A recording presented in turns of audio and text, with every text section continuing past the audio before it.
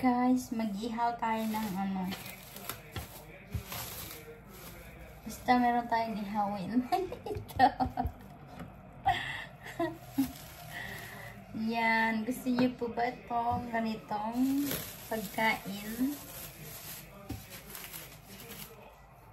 Ganito lang siya kaliit. 12 pounds na siya. Na.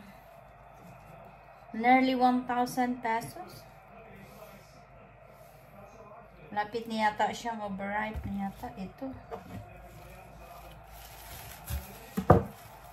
Kaya, tagalin natin sa ano niya. Sa tag dito. Tagalin natin sa naglalagyan niya. Nabili ni Honey to sa Indian shop. Dikit-dikit pa naman to siya, guys. Kalipas siya ng India.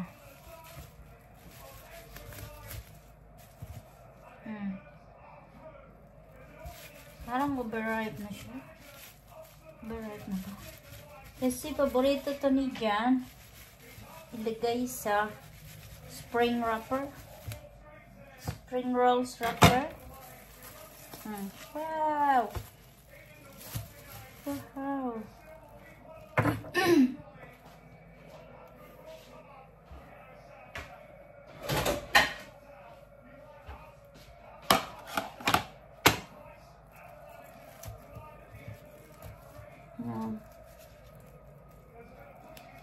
Help me. Help me, help me. Help me. Ano, malagkit. Nung umuwi ako nung June, wala akong nakitang ganito kasi 2 weeks lang ako sa Pinas. Kaya hindi ko siya nadalhan dito. Hindi na naman pwede sa bagahe to kasi mangangamoy. Manghuli tayo ng immigration. Baling magbayad tayo dito ng 1,000. Ganito 1,000 na siya. Kasi babayad pa sila ng tax.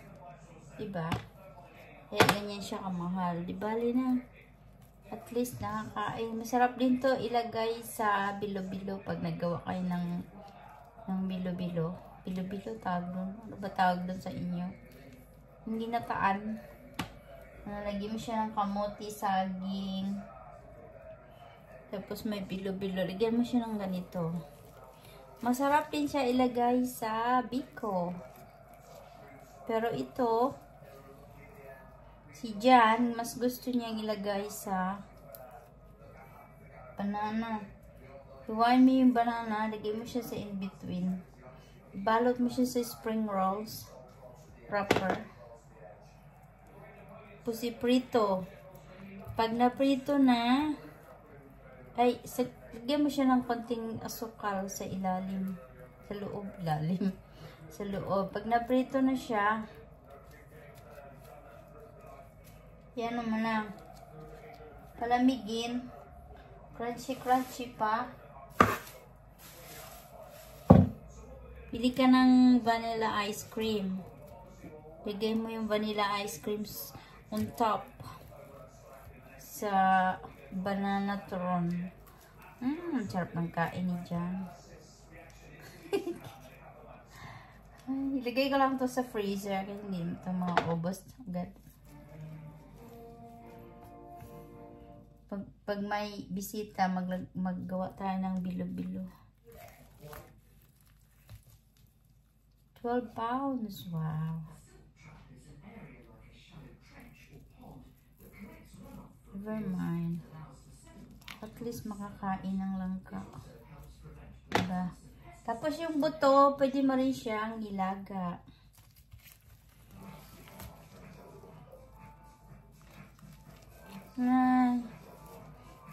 Matamis siguro siya, guys, kasi ano, yellow na talaga siya.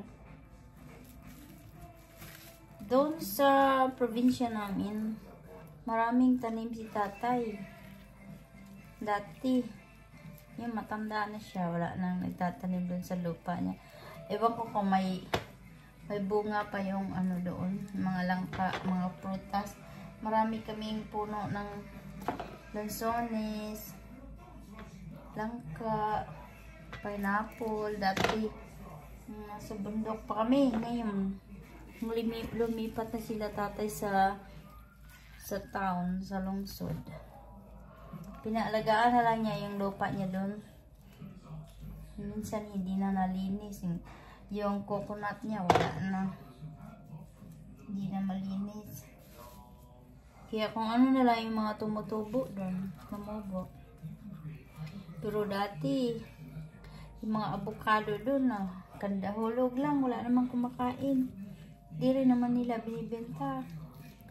Dito, ang mahal kaya ng avocado, galing yata ng Africa. Yung maliit lang na avocado, cute siya, pero masarap. 1 pound each. Sometimes 1 pound 50, depends sa laki.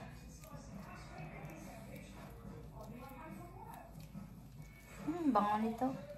Hindi natin pwede ito dalhin sa bagahe kasi nangangamoy sa bagahe. Yung tuyo na dinala ko, yung mga tuyo, binalot ko talaga ng binalot pa. Pag kapal ang balot, binalot ng newspaper. Tapos binalot ng aluminum foil. Tapos ziplock. Pag after nag-ziplock, binalot uli ng cling film. Oh my goodness, lahat ng laman ng bagahe ko tuyo. Yung mga padala ba? Kasi mahal dito ang tuyo din. Si Jen, kumakain din siya ng kasi yung dilis, nilalagay ko sa munggo. Yan ang paborito niya. Pagka dilis, lagay mo siya sa munggo. Kainin niya. Kaya yun. Dilis pa more.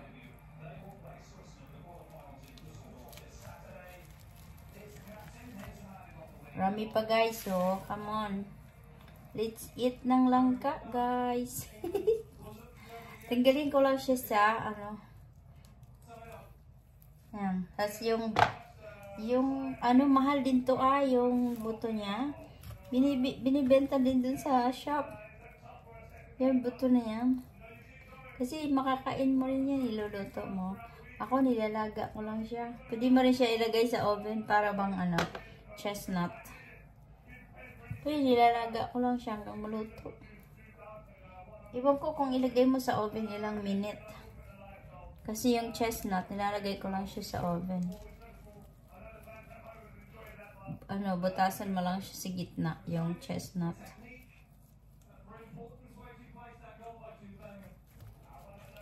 Ang bagal kong maghimay. Yan. Bagal. Masarap din to gawing fruit jelly. Fruit jam. Jackfruit jam, I think. Iluto mo yata siya sa sugar. Parang gano'n. Pwede mo siyang ipalaman. Pero masarap siya sa mga ginataan. Sasama mo siya sa mga bilo-bilo. Kasi yung niya. Yung aroma niya.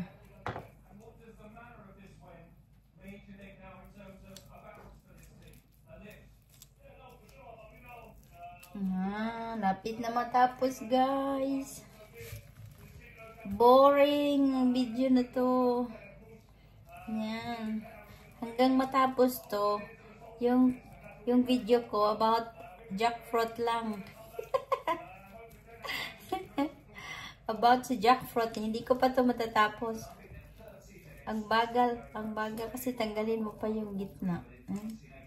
Hindi naman to nakakain.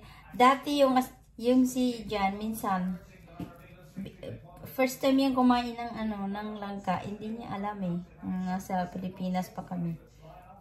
Kinain ba naman niya yung ganito? Ito, kinain niya. Hindi naman yan makakain Sabi ko, bakit mo yan kinain? Sabi niya, hindi ko alam kung anong kakainin ko. Since then, Kami na ako na naghihimay ng kasi kinakain niya to, oh. Matamis naman kasi, parang pwede rin siyang makain. Matamis siya kainin kasi yung hinog sa puno. Pati yung ganito niya matamis, parang fruits na rin. Kinain ba? Kinain tuloy. Buti nakita ko. Yeah, masama yun sa niya, pupo niya. Hindi matunaw. Paborito niya kasi ito. Kasi sa Pilipinas, pag hinog sa puno, sobrang tamis. Diba? Ito, hindi ko alam kung pagbiyahe nila, hilaw pa to na hinahinog na lang to sa sa tambakan. Galing pa ng India eh. Kasi ang shop na to, Indian. Tapos may mga ibang prutas pa sila. May pa nga ako dyan, may dragon fruit. Meron din silang mangga, pero mahal. Yung mangga natin talaga. Kasi magbabayad pa sila ng shipping tax pa. Kaya mahal na talaga. Pero kung nag-craving ka sa mga fruits natin, pilitan ka bumili. Kahit ganito, mahal. Ito sa atin, lang to? Wala pa yata to 200. Itong ganito. Ganito kalaki. Pero dito, i-convert mo siya sa Philippine money. 1,000 na siya. But never mind. At least nakakain ka ng langka.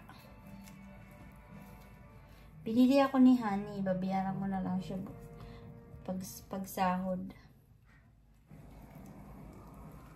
Kasi pumunta siya kanina doon. Tinawagan niya ako, ate, gusto mo ng langka. At saka may banana din ako, plantain. Yung may plantain na binili niya. Ang laki. Oh, look at this plantain. Ang laki. Ito magiging breakfast. Yeah, ko yan yung iba.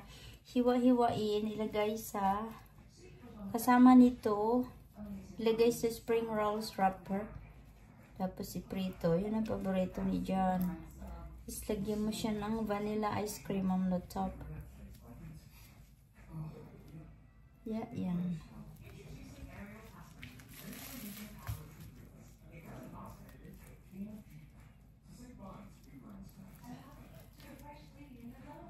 Let's eat, guys.